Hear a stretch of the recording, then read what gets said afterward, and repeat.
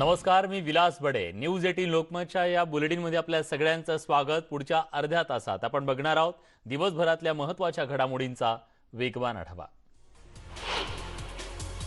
रेमडेसिवीरच्या मुद्द्यावरून राज्य सरकार आणि विरोधक एकमेकांच्या समोर उभे ठाकलेत. ग्रुप फार्मा या रेमडेसिवीर बनवणाऱ्या कंपनीच्या संचालकांना शनिवारी मुंबई पोलिसांनी चौकशीसाठी बोलावलं. राजेश डोकनिया असं त्यांचं नाव आहे. बीकेसी पोलीस ठाण्यात त्यांची चौकशी सुरू होती. याबद्दल कळताच देवेंद्र फडणवीस आणि प्रवीण दरेकर या दोन विरोधी पक्ष नेत्यांनी आमदार प्रसाद लाड, पराग आळवणे यांच्यासोबत पोलीस स्टेशनकडे धाव घेतली.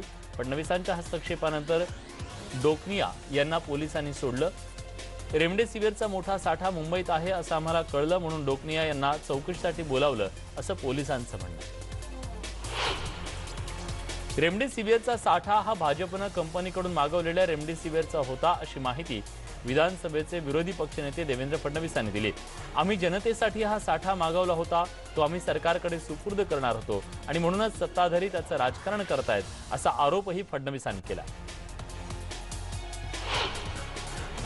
राज्यात रेमडेसिवीर इंजेक्शनवरून राजकारण तापलंय. राज्यभरात रेमडेसिवीरचा तुटवडा भासतोय. अशातच विदर्भाला रेमडेसिवीर देण्याची मागणी भाजपचे नेते चंद्रशेखर बावनकुळेंनी केली आहे. रेमडेसिवीरचा पुरवठा न केल्यास वेगळा मार्ग स्वीकारण्याचा इशारा सुद्धा त्यांनी राज्य सरकारला दिला.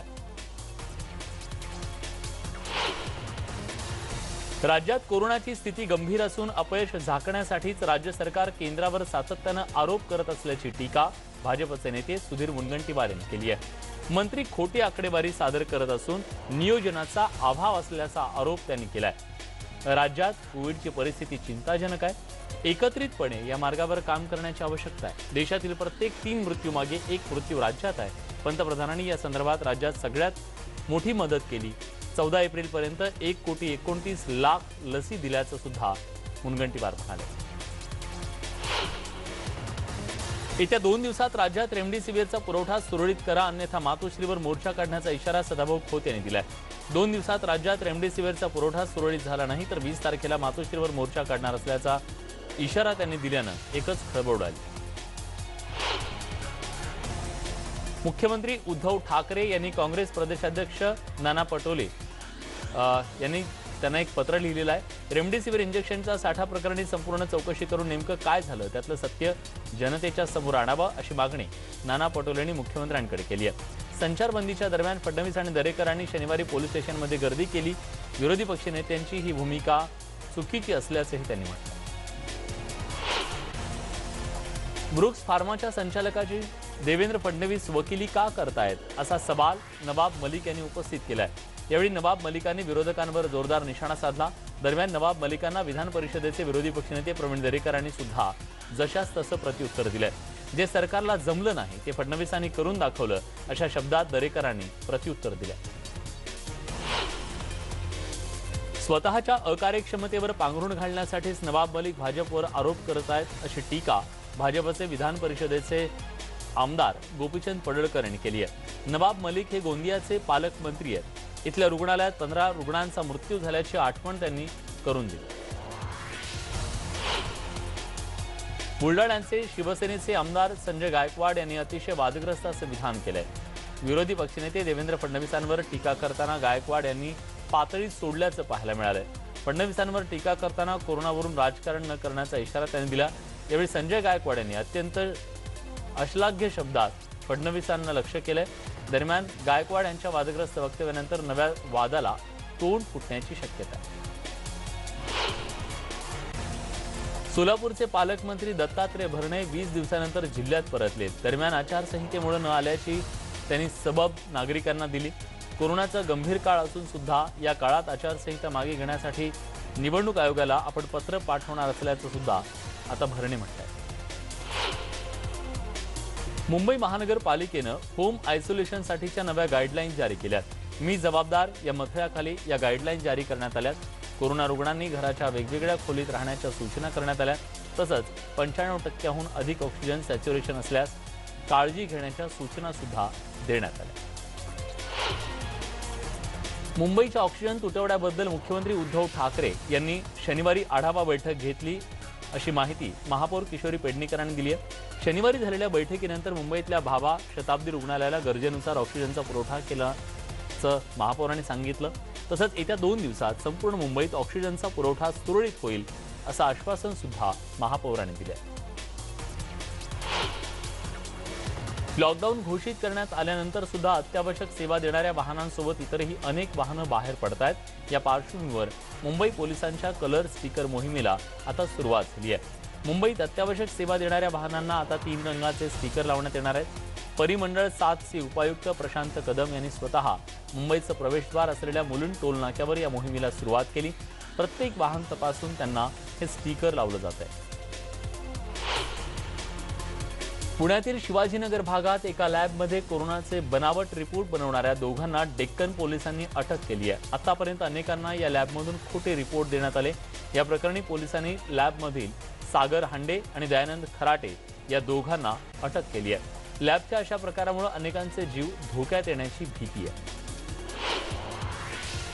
नागपूर जिल्ह्यातील उमरेड इथं कोविड केअर सेंटरमधून पळालेल्या पॉझिटिव्ह रुग्णाचा दुसऱ्या दिवशी मृतदेह सापडल्यानं एकच खळबळ उडाली आहे. 14 एप्रिलला हा रुग्ण पळाला. नीट उपचार होत नाहीत या भीतीपोटी ऑक्सिजन काढत या रुग्णानं पळ काढला. यानंतर जवळच्या प्राथमिक शाळेच्या परिसरात या रुग्णाचा मृतदेह आढळून आला. कोरोनाचा हॉटस्पॉट असलेल्या नांदेडमध्ये आता ग्रामीण भागात रुग्ण वाढू लागलेत. मागील 1 महिन्यापासून नांदेड जिल्ह्यात कोरोनाची रुग्णसंख्या वाढतीये. सध्या शहरातली परिस्थिती नियंत्रणात आहे. दुसरीकडे ग्रामीण भागात मात्र रुग्णसंख्या झपाट्याने वाढतीये. गेल्या 24 तासात नांदेड जिल्ह्यात 1450 रुग्ण आढळले. त्यापैकी 470 शहरातले तर तब्बल 970 रुग्ण ग्रामीण भागातले आहेत. तेव्हा ग्रामीण भागात विशेष लक्ष देण्याची सूचना जिल्हाधिकारी डॉक्टर विपिन इटनकर यांनी दिली आहे. गावागावात तपासणी करावी. ज्या गावात जास्त रुग्ण असतील ते गाव सील करण्याचे आदेश जिल्हाधिकाऱ्यांनी दिलेत. शिवाय गावातच शाळा, समाज मंदिर, महाविद्यालय, कोविड सेंटर सुरू करून उपचार देण्याची तयारी सुद्धा सुरू करण्यात आली आहे. नांदेडमध्ये कोरोना रुग्णांची संख्या वाढतीये, पण अशा वेळी चाचण्यांची संख्या मात्र कमी झाली आहे. मागील 2 दिवसापासून अँटीजन टेस्ट बंद आहेत. किट संपल्यानं तपासण्या बंद असल्याचं सांगितलं जात आहे. पालिका हद्दीतल्या सर्वच केंद्रात मागील 2 दिवसापासून अँटीजन टेस्ट होत नाहीयेत. सध्या 2 दिवसापासून RT-PCR तपासण्यांवर जास्त भर दिला जातोय. त्याच्यावर त्याचा ताण सुद्धा आलेला आहे. पण RT-PCRचा रिपोर्ट याला किमान 2 दिवसांचा अवधी लागतोय. तर अँटीजन टेस्टचा रिपोर्ट 15 ते 20 मिनिटात मिळतो. अँटीजन किट संपल्यानंतर तपासणी आणि त्याचा रिपोर्ट यायला उशीर होत असल्यानं रुग्णांना उपचारासाठी देखील विलंब होतोय. वर्ध्यात रेमडेसिवीरचा साठा संपला, त्यामुळे रुग्णांचे प्रचंड हाल होत आहेत. शहरात ऑक्सिजनचा साठा संपण्याच्या मार्गावर आहे. वर्धा जिल्ह्यातल्या साठी म्हणून जर मागणी करण्यात आलेली होती, ती मागणी पूर्ण होत नाहीये. त्यामुळे इथल्या रुग्णांचा प्राण सध्या कंठाशी आला. अकोल्यात कोरोनाचा प्रादुर्भाव दिवसेंदिवस वाढत चाललाय. कोरोनाला रोखण्यासाठी प्रशासनानं आणखी कठोर निर्बंध घातलेत. अकोल्यातले भाजी फळ मार्केट आता बंद राहणार आहे. सकाळी 10 नंतर हे सगळं मार्केट बंद ठेवण्याचा निर्णय घेण्यात आलाय. अकोल्यातील आयुक्तांनी या संदर्भातले निर्णय जाहीर केले. या सगळ्या घडामोडींसोबत बुलेटिनमध्ये एक छोटासा ब्रेक नंतर इतर काही महत्त्वाच्या घडामोडी. कुठे जाऊ नका, पहा फक्त स्पीड न्यूज.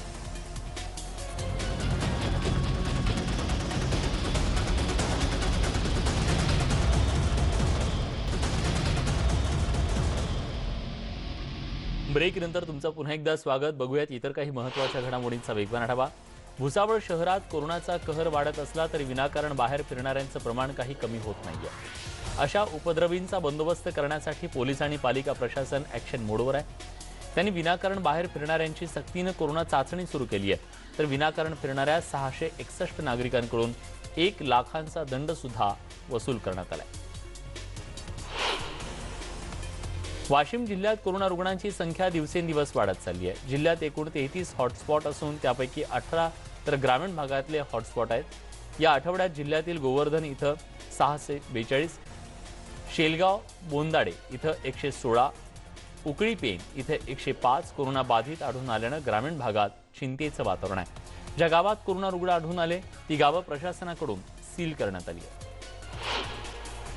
बुलढाणा जिल्ह्यात कोरोनाचा प्रसार झपाट्यानं होतोय. वाढत्या कोरोनाला आळा घालण्यासाठी पोलिसांनी खामगाव शहराच्या प्रत्येक प्रवेशद्वारावर पोलिसांनी नाकाबंदी केली आहे. तर जिल्ह्यात प्रवेश करणाऱ्या नागरिकांची कोरोना चाचणी करण्यात येते. विनाकारण फिरणाऱ्यांवर दंडात्मक कारवाई सुद्धा केली जाते। बुलढाण्यातील मोताळा तालुक्यात कोरोनाचा कहर पाहायला मिळतोय। आव्हा गावात एका महिन्यात तब्बल 16 जणांचा कोरोनामुळे मृत्यू झालाय। आव्हा गावाला हॉटस्पॉट म्हणून घोषित करण्यात आले। 1 ते 1,500 इतकी लोकसंख्या असलेल्या गावात कोरोना बाधितांची संख्या झपाट्याने वाढतीये, त्यामुळे गावकरी भयभीत झाले। तर या होत्या दिवसभरातल्या